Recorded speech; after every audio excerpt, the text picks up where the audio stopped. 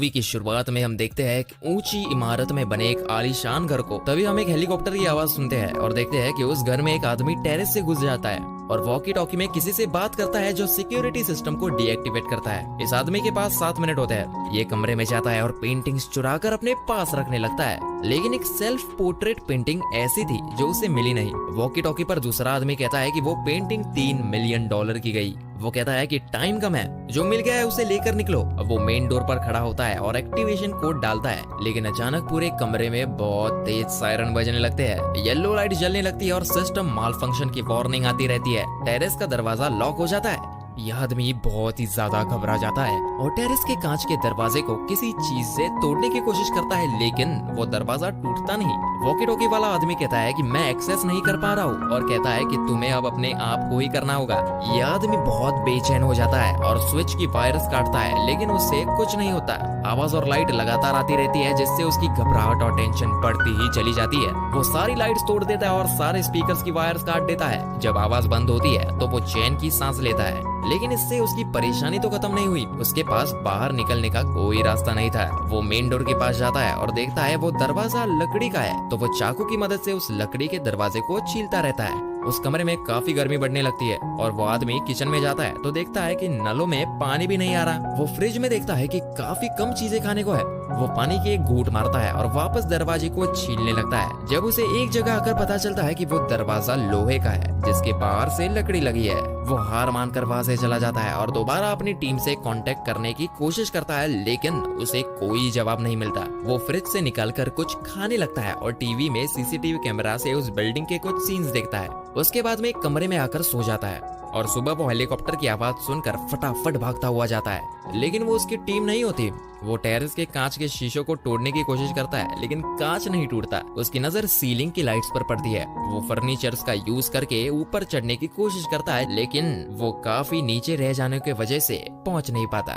वो सीसीटीवी में एक फीमेल क्लीनर को देखता है जो सीढ़ियों में बैठकर कुछ खा रही होती है और फिर चली जाती है। उसे एक कैन मिलता है, लेकिन उसे ओपनर नहीं मिलता। वो गुस्से में चीजों को फेंकता रहता है और फिर एक चाकू से उसे काटने की कोशिश करता है, जिससे उसका हाथ कट जाता है। वो अपने हाथ को पानी में डालता है। अपनी प्यास बुझाने के लिए वो फ्रिज को चाटने लगता है और गर्मी कम करने के लिए उसमें मुंह घुसाने लगता है। फिर वो रोने लगता है। वो कैन से पेस्ट निकालकर बिस्किट पर लगाकर उसे खाने लगता है। बाहर बारिश हो रही होती है। वो देखता है कि वहाँ एक कबूतर बैठा हुआ है। अगली सुबह वो एक दरवाजे को खोलता है। अंदर कुछ खाने पीने का सामान रखा होता है और तभी बगीचे में स्प्रिंकलर चल जाता है और पानी आने लगता है। वो मुंह लगाकर पानी पीने लगता है और फिर हंसने लगता है। फिर वो कुछ पर्दे निकालता है, बिस्तर निकालता है और दोबारा सीलिंग लाइट तक पहुँचने की कोशिश करता है, लेकिन कुछ नहीं होता। कमरे का टेम्परेचर और बढ़ने लगता है। वो सारे कपड़े निकाल कर बैठ जाता है। फिर वो सीसीटीवी में देखकर लोगों का स्केच बनाने लगता है। उसमें वो सफाई कर्मचारी वाली लड़की का स्केच बनाकर उसका नाम जैस्मिन रखता है। अचानक वो सीसीटीवी में देखता है कि वो लड़की उसके कमरे के बाहर ही सफाई करने लगती है। वो जल्दी से पैंट पहनकर मेन डोर पर जाकर छटपटा हुआ इंतजार करता है कि वो दरवाजा खोल दे,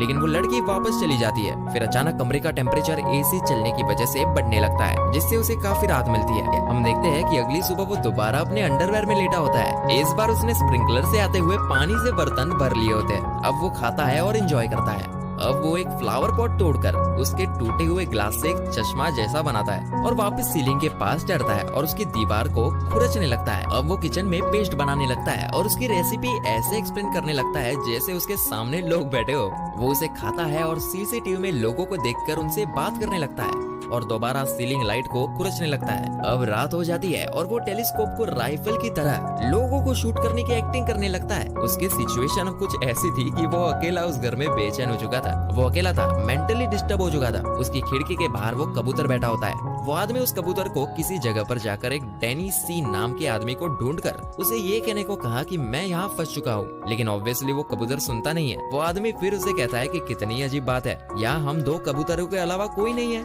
अब वो एक फोटो के पास जाता है जहाँ वो मार्कर से उन लोगों के चेहरे को बिगाड़ने लगता है। फिर वो एक अलमारी को लात से मारने लगता है और वहाँ उसे एक रास्ता दिखाई देता है।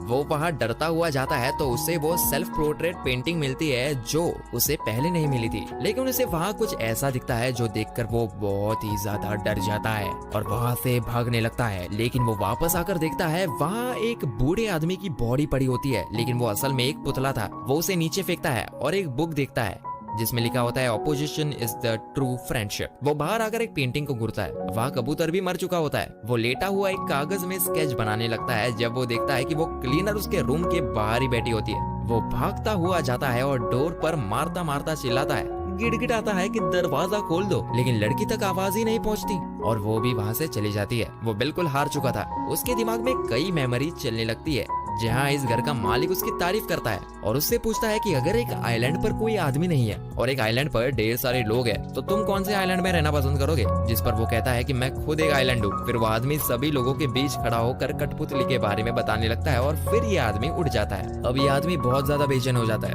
और अजीब अजीब हरकतें करने लगता है। वो अकेले अकेले बड़बड़ाता है। वो एक्वेरियम से मछली निकालता है और उसे खाता है। वो दीवार पर काले चौक से ड्राइंग करने लगता है। वो लकड़ी तोड़ता है और उसे सीलिंग की लाइट का नट खोलने के लिए यूज करता है। आखिर में हम देखते हैं कि उसने दीवार पर कुछ अजीब और गरीब लेकिन बेहतरीन पेंटिंग बना रखी है। वो बैठा बड़बड़ाता रहता है कि मुझ में अब जान नहीं है और अजीब से कपड़े पहने बैठा रहता है। वो दोबारा सीलिंग पर चढ़ता है और गिर जाता है। अब उसकी टांग टूट जाती है। बाद में वो देखता है कि बाहर आतिशबाजी हो रही है। तभी उसके पीछे से क्लीनर आती है और उसके पास आकर उसे किस करने वाली होती है, उसे टच करने वाली होती है। लेकिन हम देखते हैं कि ये सिर्फ इस आदमी की कल्पना होती है। अपने टूटे हुए पैर पर उसने जुगाड़ू प्लास्टर लगा रखा था। इसके बाद हम देखते हैं कि वो कुछ करता हुआ गिर जाता है और उसके माथे से खून निकलने लगता है। लेकिन उसकी नजर ऊपर लगे फायर अलार्म पर पड़ती है, जिससे उसके दिमाग में एक आइडिया आता है और वो एक मैग्नीफाइंग ग्लास की हेल्प से आग लगाकर मशाल बनाता है और उसे फायर अलार्म के पास ले जाता है, जिससे पूरे घर में ऐसे पानी गिरने लगता है जैसे बारिश हो रही हो।